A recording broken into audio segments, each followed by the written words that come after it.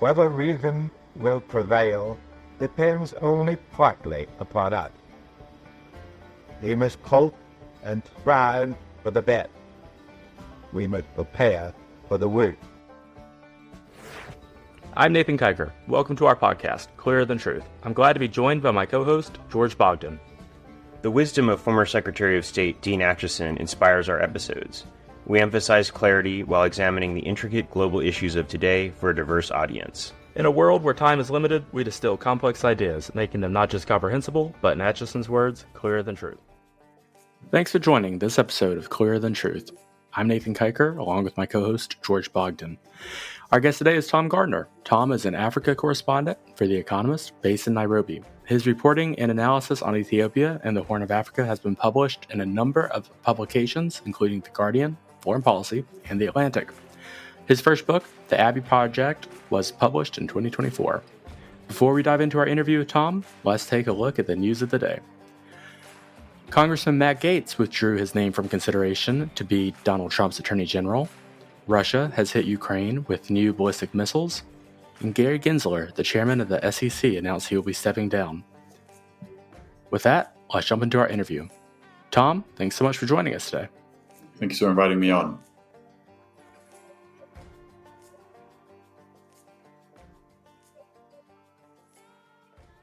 Sure. The book is called The Abiy Project, God, Power and War in the New Ethiopia. And as I hope some of your listeners know, Abiy is Abiy Ahmed, the Prime Minister of Ethiopia. He won the Nobel Peace Prize in 2019 for making peace with Eritrea next door, and for pursuing a program of what were billed as democratic, liberal reforms, political and economic reforms.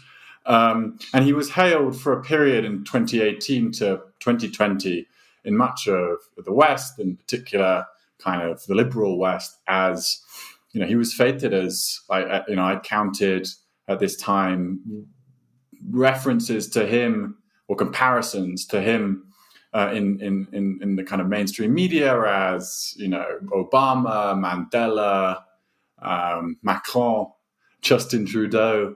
He was kind of telegenic.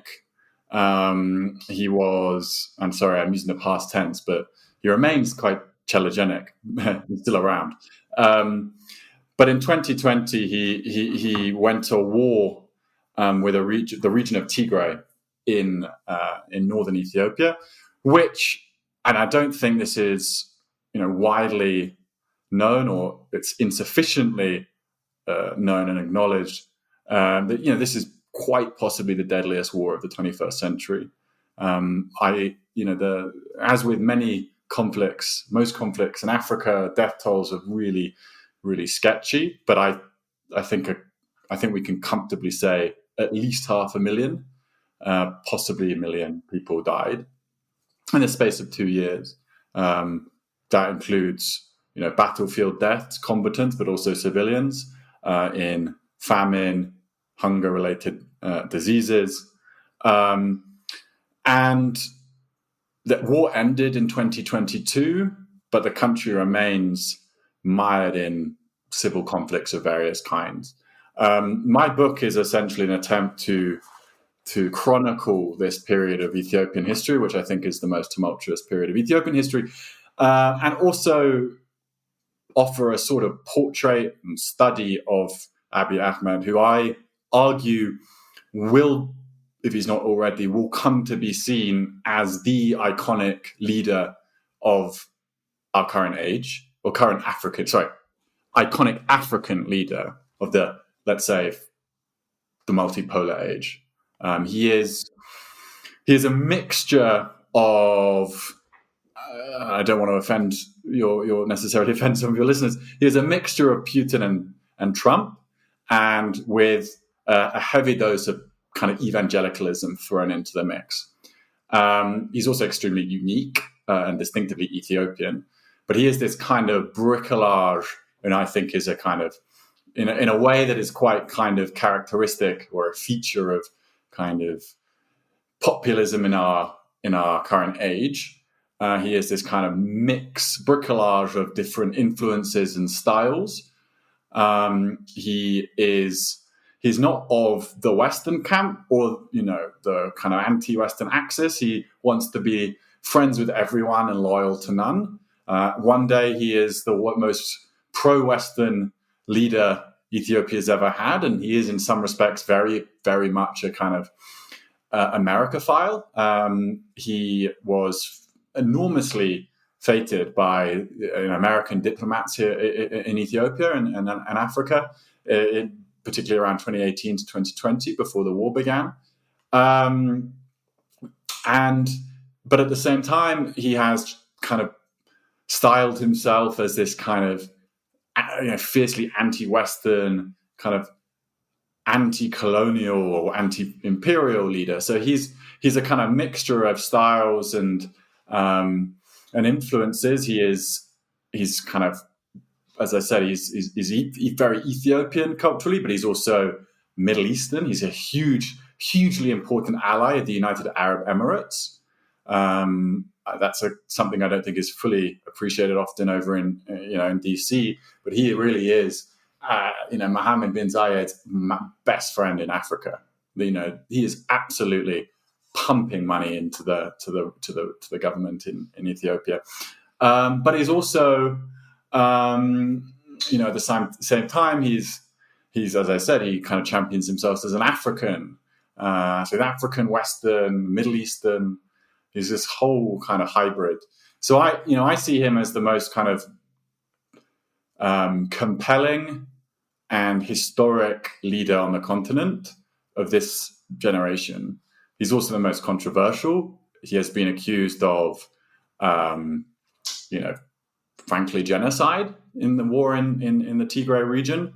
Obviously, the kind of the more polite term is just a kind of nationalist or a populist or any of those, dictator, demagogue, all of those things. But he is also, he's more than that as well. He's a very unusual figure who sees himself kind of like a preacher, deeply religious. He's probably, I would say, and I think this is, should be of interest to your listeners, I don't think there is a more...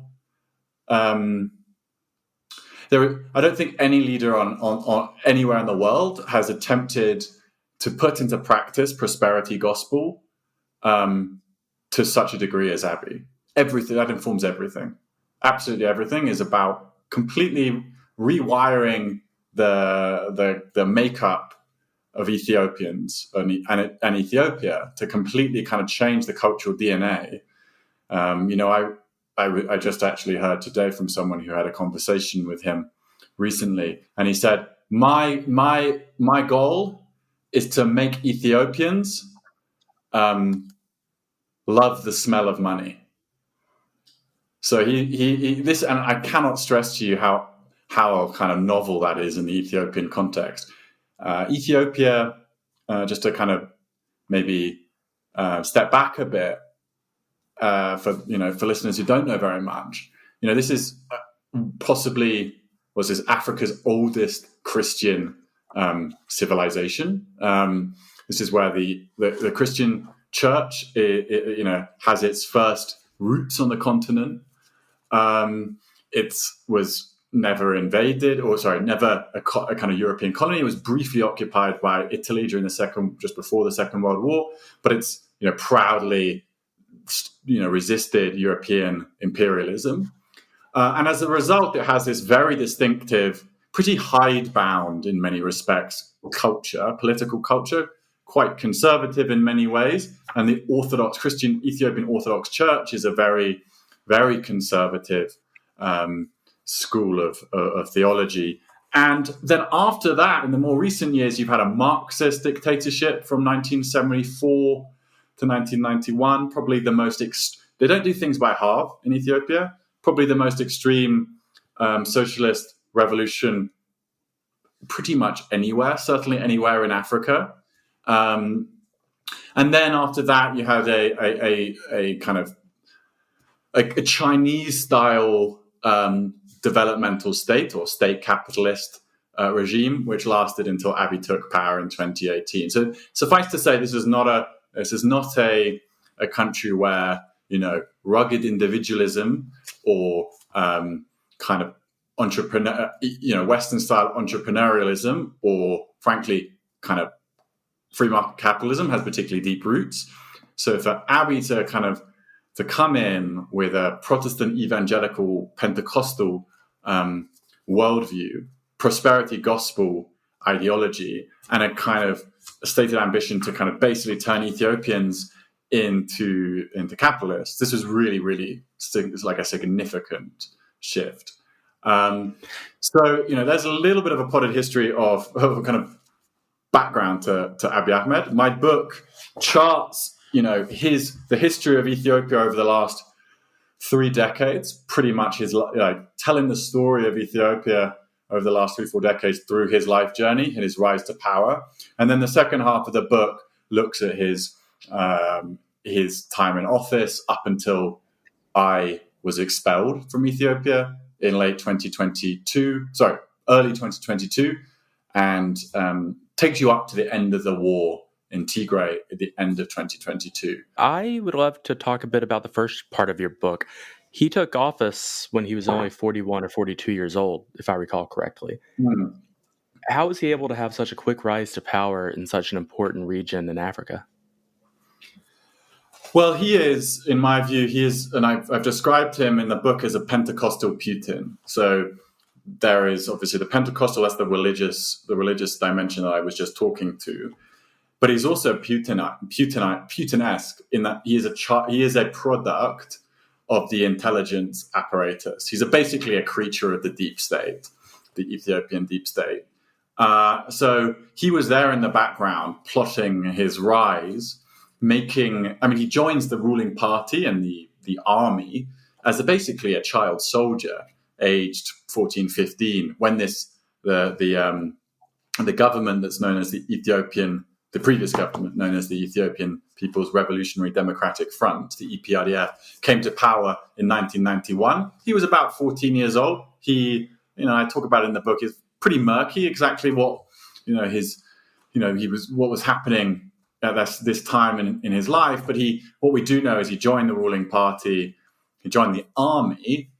He was briefly deployed to Rwanda as a peacekeeper in the aftermath of the Rwandan genocide. And then he becomes a soldier in Ethiopia's war with Eritrea next door between 1998 to 2000. Eritrea seceded from Ethiopia, was a part of Ethiopia. They seceded after a 30-year independence struggle in 1991, referendum in 1993. And then they went to war, a border war, pretty swiftly afterwards in 1998. Abiy is a young man in his late teens. He joins, he's in the army at that point, and he fights in that war, and he very nearly dies. And I talk about this in the book. His whole unit was hit by Eritrean artillery, and he was the only one to survive, bar one. So all his unit was wiped out. And I think it's very plausible to say this is where he has a kind of religious revelation. Maybe not. That's what he's told people subsequently. You can never really know. This man writes his own myths. But I think that strikes me as fairly plausible. I think if I was in his situation, I'd probably also probably have a revelation of my own if I'd survived that. And from there, he kind of works his way up behind the scenes. He joins and helps establish Ethiopia's equivalent of the NSA. In fact, I think the NSA played a role as a very, very key, important. America is a hugely important security partner of Ethiopia's in this period. Ethiopia is one of these anchor states, of American foreign policy, crucial in the war on terror from, after 9/11. And Abiy joins what was established there as part of the fight on, the global war on terror, Ethiopia's equivalent of the NSA. And he uses that as a platform to make really important and powerful political connections. to kind of hone, and I think in a way that Putin did as well, kind of hone his skills of kind of Machiavellian machine politics and intrigue. And that's that we're talking about the 2000s and up to 2010. He then briefly becomes head of this institution, the Cyber Intelligence Institution, and then leaves after a year in fairly murky circumstances. Essentially, as I write in the book, he was fired basically for trying to use the institution as a platform to advance his political career. He's essentially fired for this, but then because of the contacts he's established within the ruling party, within the regime, he is able to very quickly land a seat in parliament. And then in a very short time, we're talking essentially 4 to 5 years, 6 years, he is basically elevated to the very highest ranks of the ruling party. And he does this by very shrewdly positioning himself. And I think, we've seen this, political operators and kind of populist politicians around the world. He uses or kind of reinvents himself as a reformist, as someone who is on the side of the people against the regime, and kind of he positions himself as a reformist. And there are protests against the government, and very, very, to sort of simplify very briefly, anti-government protests which sweep parts of the country, specifically his home region of Oromia in 2015, 2016, 2017, and 2018. He positions himself as on the side of the people and as a kind of radical liberalizing reformer. And because and when his predecessor resigns in the face of these protests, he's positioned himself as essentially the only person who is sufficiently generationally and instinctively and kind of ideologically in touch with the grassroots, with the street, to be able to pacify the country. So that's how he's sort of elected internally within the ruling coalition, the ruling party, as the new prime minister. And he comes to power. We have this period in 2018 called Abiy Mania, where he's releasing prisoners, he's inviting exiled politicians back, he's announcing kind of liberalizing reforms. He's saying we're going to have a free and fair election for the first time in Ethiopian history. I'll step down if I lose. I'm going to, and he did briefly, open up the free, the media, allow a kind of a blossoming of free speech and expression, all of which did actually briefly happen. And this is crucial. And I will make peace with Eritrea. 20 years since the war that he fought in, that destroyed and killed his unit. He offers an olive branch, makes peace, and awarded the Nobel Prize. The contention of my book is that peace deal he struck really was nothing of the sort. It was a much more complicated agreement with Eritrea's dictatorial regime next door. And I chart this in the book, and if you're interested, if you want, we can go into the details. If not, we can move on to other things. But essentially, I argue in the book that this agreement lays the foundations for the war. So it's a really extraordinary case study of the Nobel Peace Prize Committee, and more broadly the West generally, getting African politics catastrophically wrong.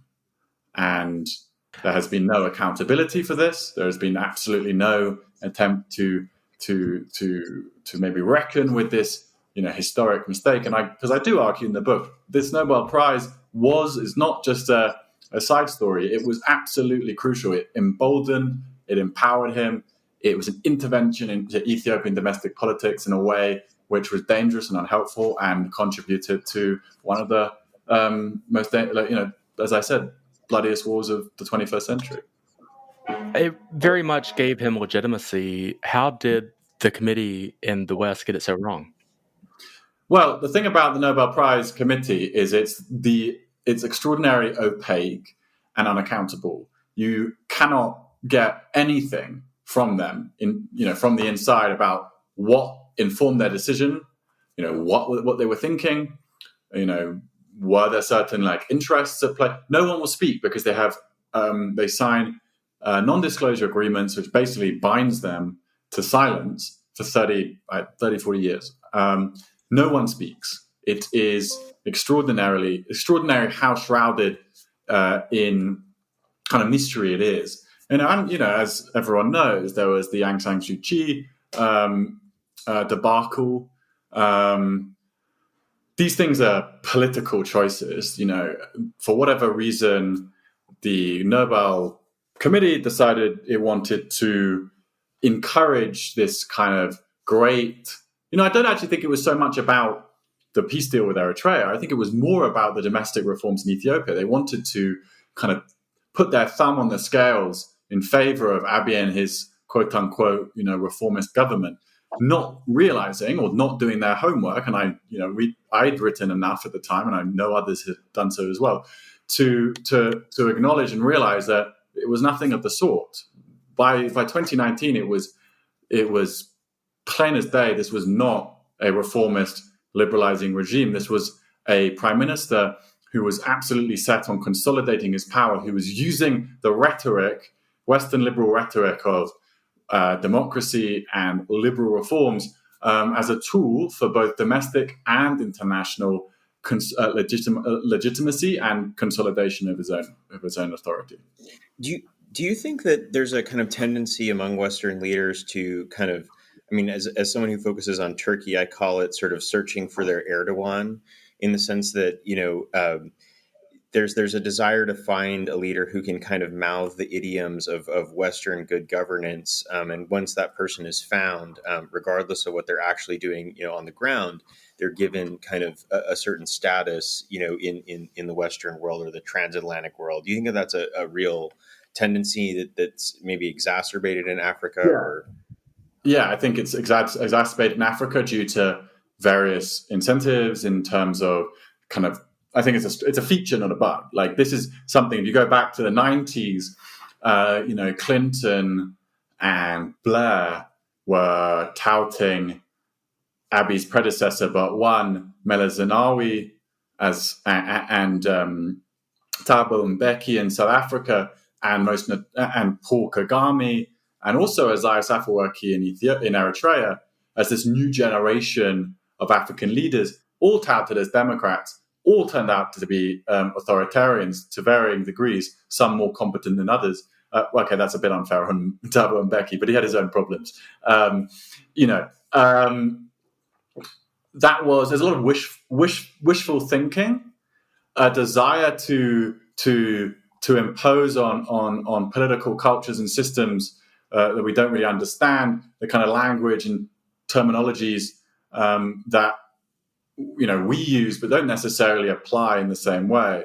I talk in the book. I describe an encounter between liberal democracy intellectual standard bearer Francis Fukuyama and Abiy Ahmed. Francis Fukuyama went to meet Abiy because everyone was going to meet Abiy. Tony Blair was calling Abiy a kind of visionary. Macron was calling Abiy a visionary. Everyone was doing this. Francis Fukuyama goes to offer some kind of advice on democratic transitions. And he said to me afterwards, look, I've gotten, over the years, I've seen a lot of people that have got really good at talking to Westerners because they know exactly how to hit all the right buttons. And Abiy was certainly doing that in his conversation with me. Was he sincere? I have no idea, but he said the right words. Abiy was someone who's not stupid. He can sometimes seem like a bit of a buffoon. Certainly if you speak to Ethiopians, they will probably 9 out of 10 will say that's stupid man. But he is not a fool when it comes to playing different constituencies and taking them for a ride for his own ends. He knew exactly what he was doing. He told these people what they wanted to hear, and everyone was looking for a messiah. Bear in mind, this is 2018 in the kind of liberal West. There was a lot of anxiety about, the future of democracy. The right, from where I'm from, Brexit. The Trump had been elected in the US. There was a desire as well, I think, among the media, but also, I think diplomats and analysts to find a kind of good news story as well. And Abiy was perfect for that. For a brief period in time, he fit the bill. And I'm not going to say it on this podcast, but I remember a European diplomat putting it in rather more colourful terms. But it's not appropriate to recount. But people they were looking for someone to celebrate. I'll say the word celebrate. But it's also, just to add. Can I just add to that? There's a kind of structural problem in the way the diplomatic community works as well, particularly in Africa, which doesn't often get attention. It doesn't, if you are particularly in America, I think low priority compared to other regions.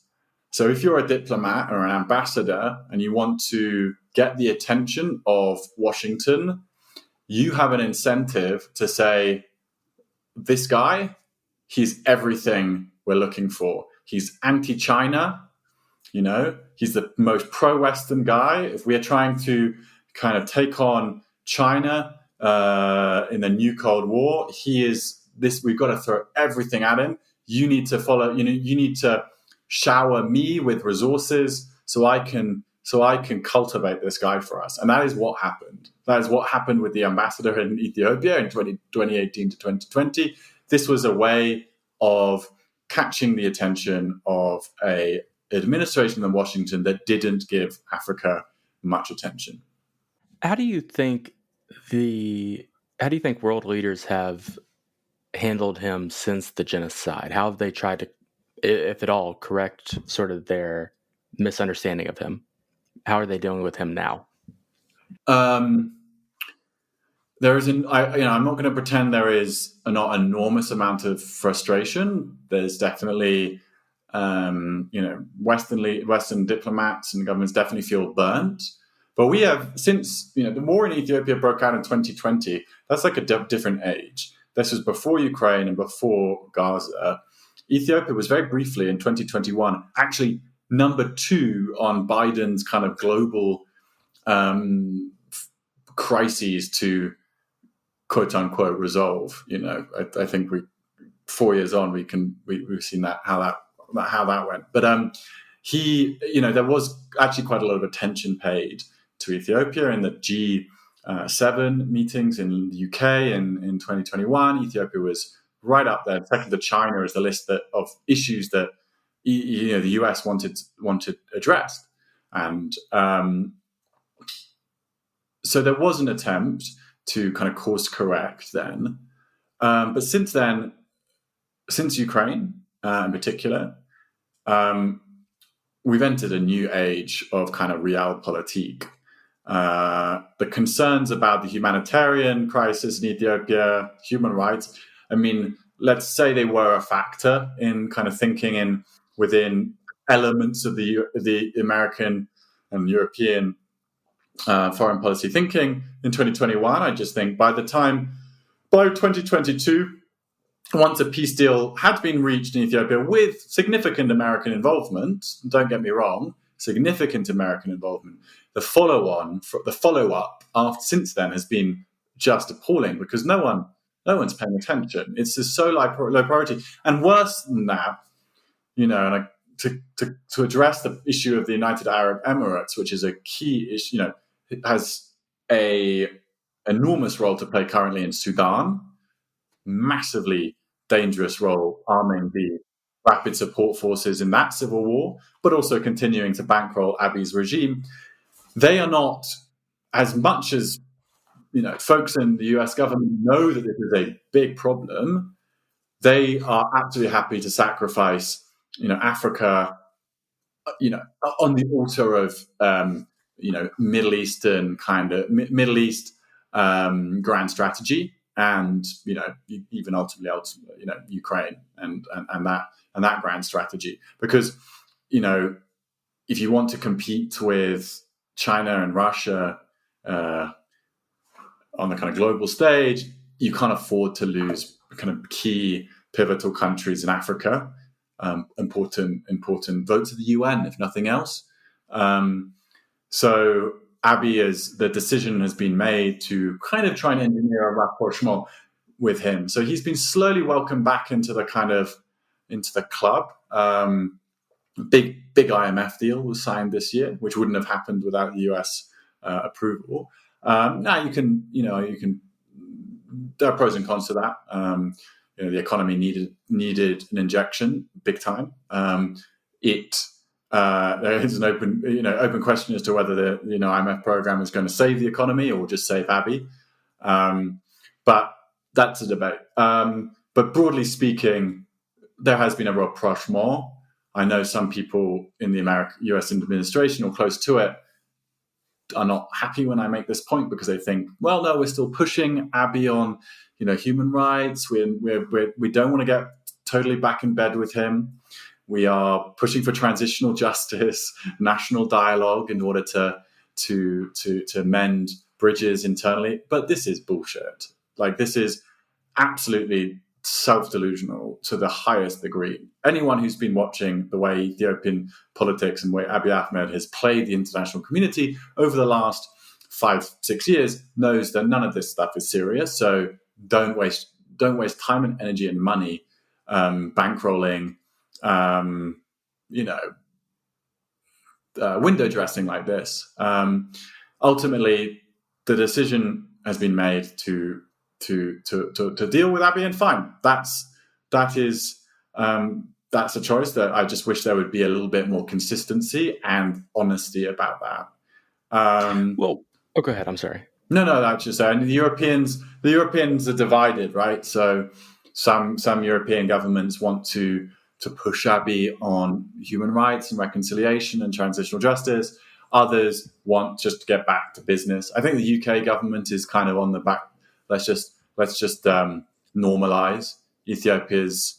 We want to kind of tout it as a place to do business.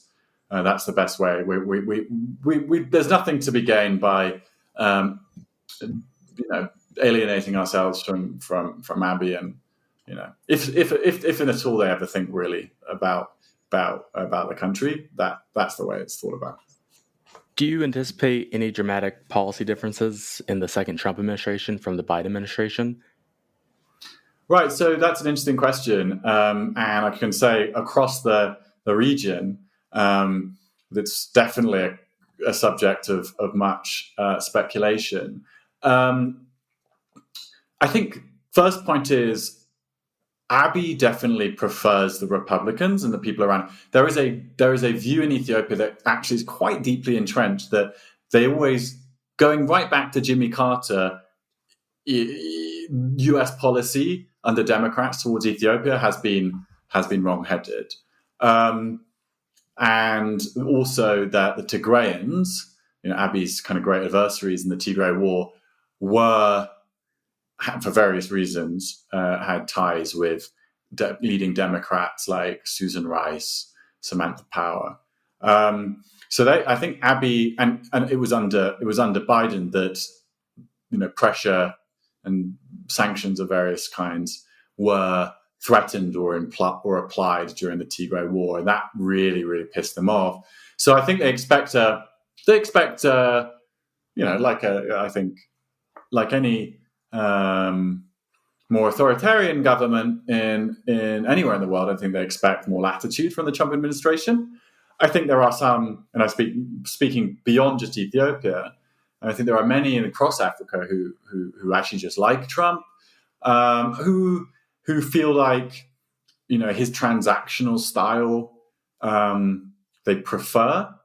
You can talk business with him. You don't get hectoring, lecturing about human rights and liberal values, and I get that. I can see why they are very fed up with that, and they still get that from Democrats, and they don't get that from the Trump guys. So I think they will be looking forward to that, and that goes beyond Ethiopia. A very specific concern I have is and this is all kind of complicated, and I won't go into all the details because it's pretty confusing if you've been following what I've just been saying about a war that Abiy fought with Eritrea against Tigray. There is now a lot of speculation that Abiy will go to war against Eritrea, so i.e. a rerun of the 1998-2000 border war, because Abiy wants to basically take hold of or seize Eritrea's Red Sea coast.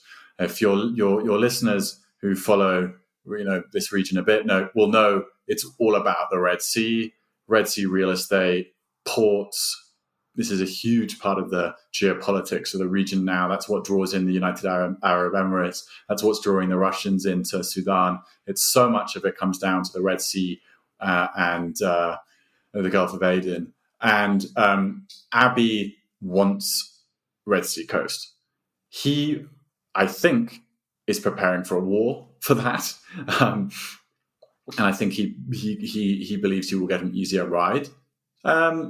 He might be wrong about that, of course. But there is I would watch this space. I think, this kind of transition period between the administrations is, as we're seeing now in Ukraine, probably a period where we're probably going to see an uptick in global disorder. So I would personally not be surprised if we see some sort of pushing, testing not just the US but the world West.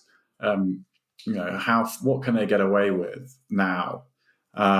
So yeah, I think it's seen as a kind of potentially as an opportunity. I think we can talk more widely about. I can talk all day about what this means for the region. Sudanese are kind of, I think, hopeful. The Biden administration was criminally negligent in Sudan as the war broke out and has continued to be.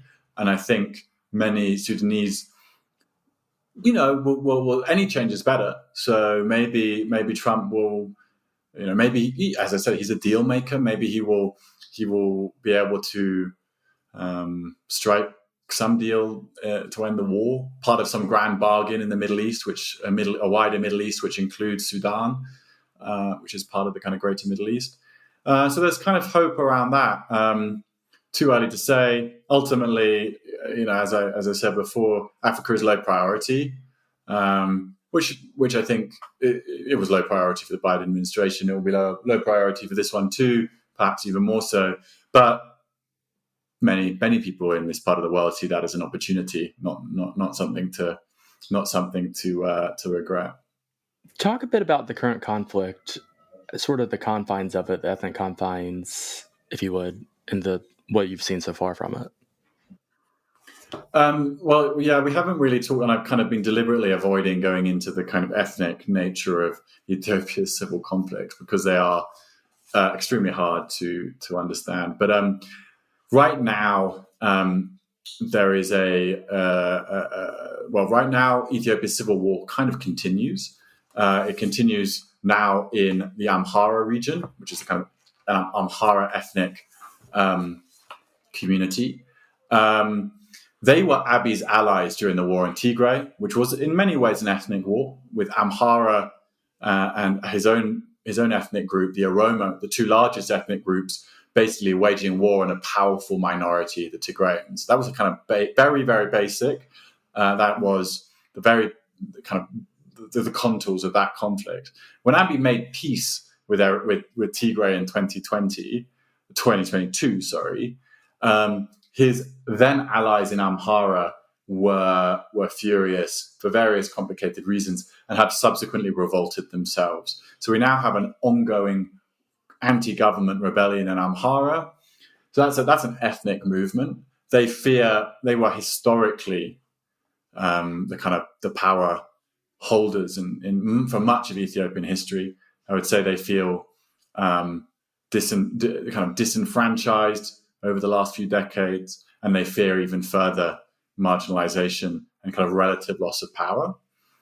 So right now, the Amhara ethnic revolt is pretty crucial, and we're talking about 30 to 40 million people. This is a big country, and these ethnic groups are I use the term ethnic groups, but many of them they refer to themselves as nations. And just to kind of give a little quick background to the ethnic politics of Ethiopia, which is quite different from other parts of the world and Africa, because it wasn't colonized. Ethiopia was an empire itself, an empire made up of what are now might be considered proto-nations: Tigrayans, Oromos, Amharas. And Amharas were seen, and I'm simplifying here, were seen as kind of leading the construction of this indigenous African empire. And Ethiopia is basically, ever since the late 19th century, when this kind of modern empire was forged, has basically been living with the kind of consequences of that. Tried to build a modern nation state out of a kind of a multi-ethnic empire. So there's many interesting parallels with the Soviet Union, with the former Yugoslavia, kind of multi-ethnic political structures emerging out of 19th century empire structures. Ethiopia is in a way the last empire, and it's struggling to kind of forge a kind of modern national identity, which might strike people who don't know too much but know enough about Ethiopia to know it's this kind of proud kind of bastion of anti-imperialism, of the Haile Selassie. Has a very strong, what we see from afar is an African country with a very clear sense of itself, a very strong identity, Christian nation going back 3,000 years, and thus able to withstand foreign aggression over the centuries. That's actually only part of the national identity. That's a contested national identity. I often describe, and I'm trying to explain Ethiopia's kind of ethnic predicament to Americans. I often say it's kind of like the culture wars of America, where there is a kind of foundational disagreement about what is our country and what is our history. Is this are we a country with a kind of original sin, or are we kind of a country with this kind of proud history which we can celebrate? I think that kind of cultural division, which you could say you see in America, is something that Ethiopia also has. It's what is Ethiopia, what is Ethiopian identity, and what is our history, and there's absolutely no agreement on it. And those disagreements map onto ethnic divisions. How would Abiy conduct a war in Ethiopia and maintain his conflict with Eritrea and maintain his conflict in Ethiopia? Well, that's, I think, the big issue. I don't think at the moment. One thing is he, I think, believes that the one thing that brings Ethiopians together historically has been foreign wars against an external enemy. So if you want to, unify Ethiopia, it's very useful to go to war with, whether it's Eritrea or in the 1970s, Somalia, for example. That is, a surefire way of kind of strengthening Ethiopian nationalism. Problem is, I don't think there are many Ethiopians left who buy that. They know this trick, right? They know the way that he tries to use foreign enemies and foreign threats as a way of distracting them from internal divisions.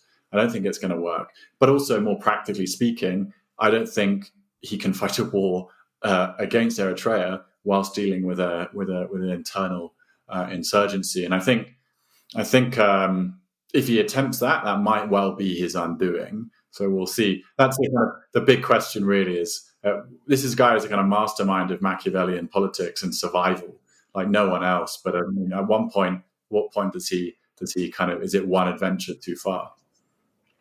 Right. What would a conflict with Eritrea look like? Would it be as bad as in the early 90s? How would that? Yeah, I imagine it would look pretty similar. Problem is, it would probably link up pretty swiftly with the conflicts in Sudan, which is pressing ever closer. That civil war is the conflict. The battle lines are shifting ever closer to Ethiopia and Eritrea's borders. So my kind of big fear is that we have a kind of conflicts joining up, and to think even bigger when you look at, I don't want to go too doom and gloom, but the prospects of a kind of World War III, when you see conflicts, in different parts of the world kind of seeming to link up with, North Korean troops in Russia and Middle East kind of contagion. Sudan is already kind of linked to the Middle East in one way. And then if that then spreads and connects in a way to Ethiopia, and then you're looking over at the spillover from Sudan into the Sahel, which is also on fire. You're looking at a contiguous kind of corridor of conflict that basically spreads from almost the Atlantic, very close to the Atlantic, basically across the Sahel, across the Horn, across the Red Sea, and it's pretty frightening. It's pretty frightening. Tom, I don't want to keep you forever. I know you're busy, but we're about 30 years removed from the Rwandan genocide. And we've seen peace in Rwanda. They have their problems. Kwame is, by all means, still an authoritarian figure, but he has achieved peace, I think most would say. How could Ethiopia get to that point where they can achieve peace and stability in the region? Well, I would just say to kind of caveat, to make a couple of points. One is a lot of people look at Rwanda and say, yeah, I completely agree. Despite his very obvious shortcomings as a leader, he's hugely admired, Paul Kagame, across Africa because he has achieved peace with with an iron fist. But he has not, as far as we can see, cultivated or planned for a succession.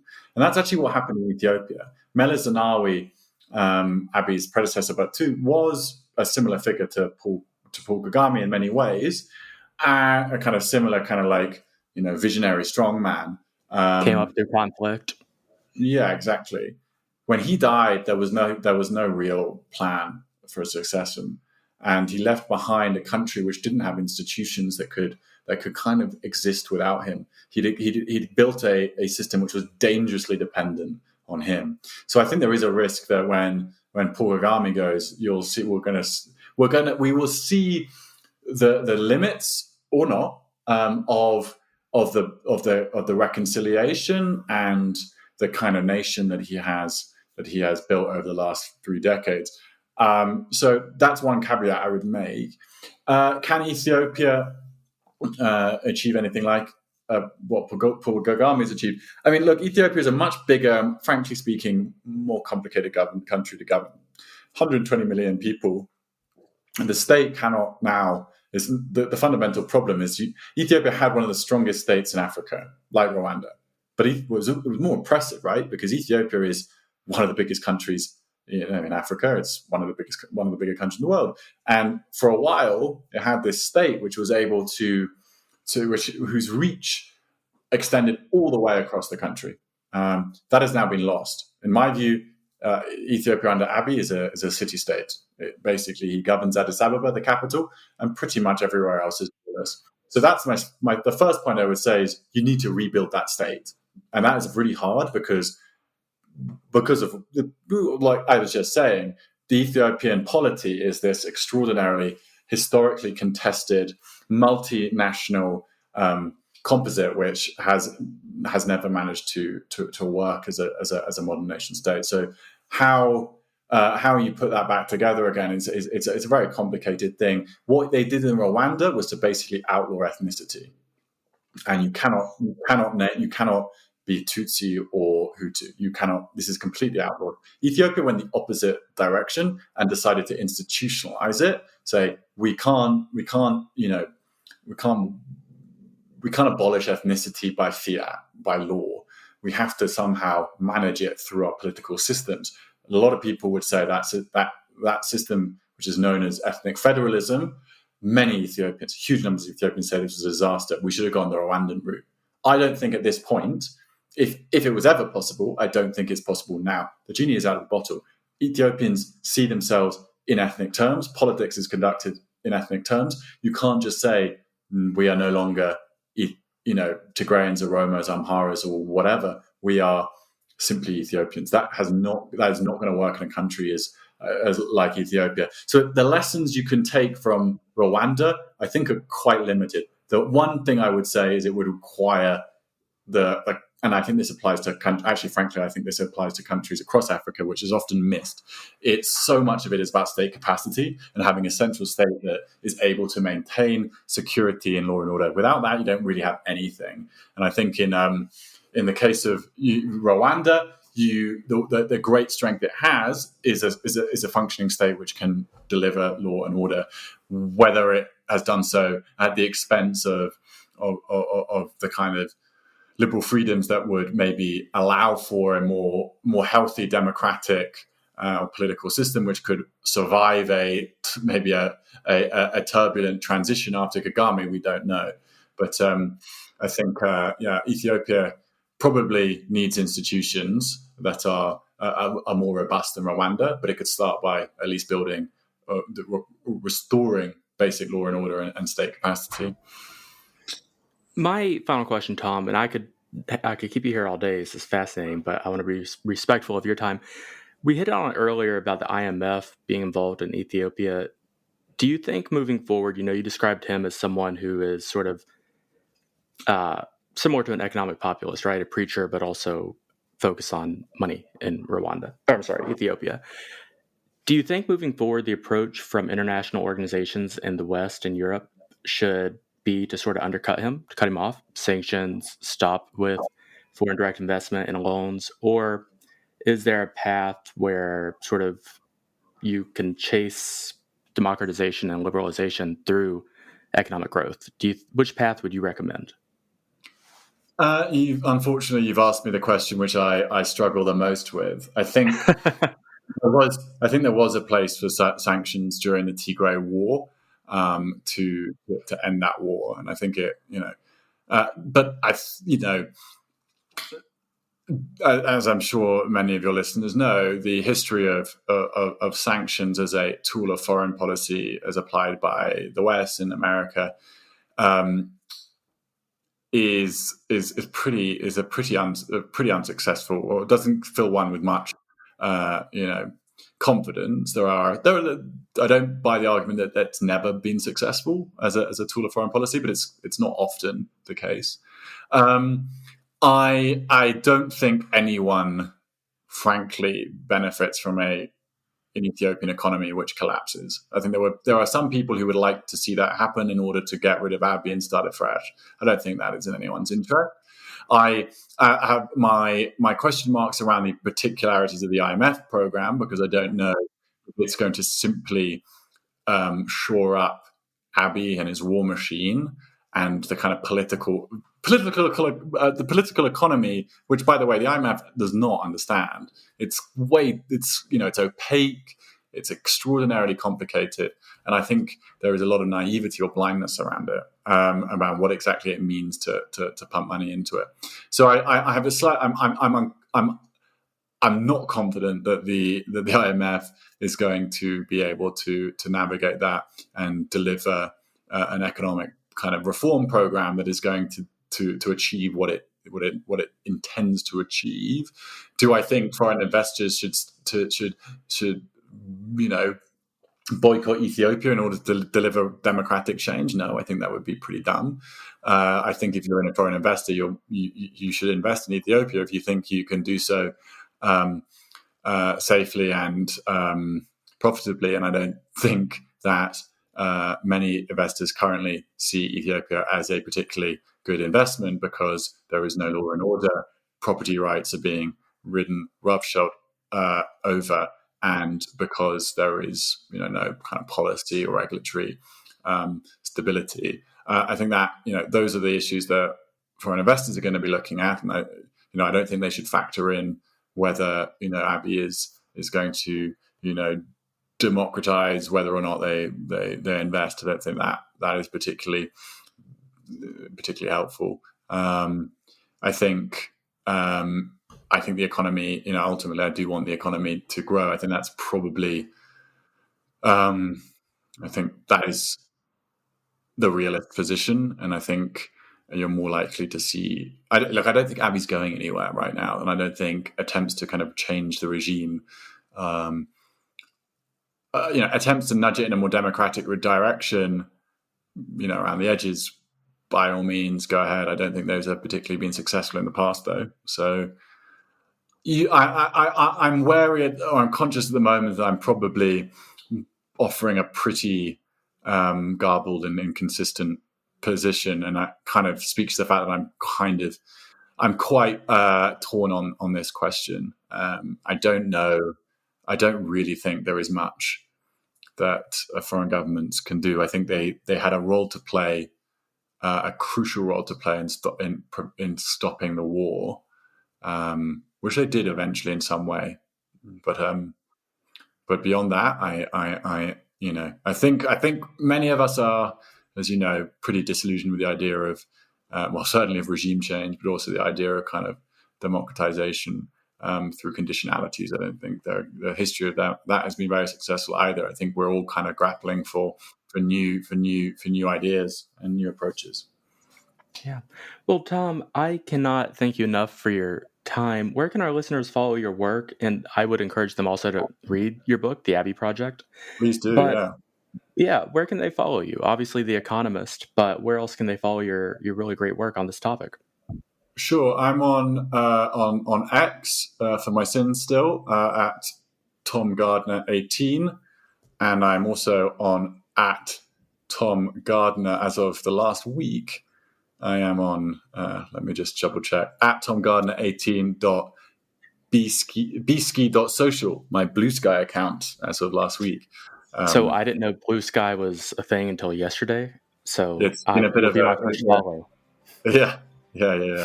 I mean, I try to stay off of Twitter because it's awful. But Tom, thank you again for the time. Hopefully we can have you on in the coming months to continue understanding the situation. Thanks again for listening to this episode of Clearer Than Truth. Be sure to tune in next time and share with your friends.